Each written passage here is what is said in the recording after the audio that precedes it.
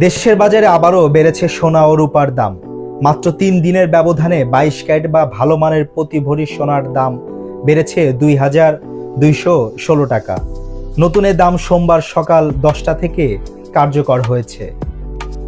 Bangladesh jewellers সমিতি বাজুস জানিয়েছে, দেশের বাজারে খাঁটি বা তেজাবি সোনার দাম বাড়ায় নতুন করে মূল্য সমন্বয় করা হয়েছে। এর আগে গত শুক্রবার সোনার দাম কমানো হয়েছিল। নতুন দাম অনুযায়ী ২২ ক্যারেট সোনার প্রতি ভরির দাম দাঁড়িয়েছে ২,২৩,০৭৪ টাকা। ২১ ক্যারেট দাম ২,১৩,০৪৩ টাকা। ১৮ ক্যারেটের দাম ১,৮২,৯৫০ টাকা এবং সনাতন পদ্ধতিতে সোনার দাম নির্ধারণ করা হয়েছে ১,৪৯,৪৭৪ টাকা। নতুন দামের সঙ্গে ভ্যাট অন্তর্ভুক্ত থাকায় সোনার গহনা কিনতে আলাদাভাবে ভ্যাট দিতে হবে না ক্রেতাদের। চলতি অর্থ বছরে বাজেটে প্রতি ভরি সোনার গহনায় উপর ২,৫০০ টাকা ভ্যাট নির্ধারণ করা হয়েছে। এদিকে আন্তর্জাতিক বাজারে সোনার দামের সামান্য পতন দেখা গেছে।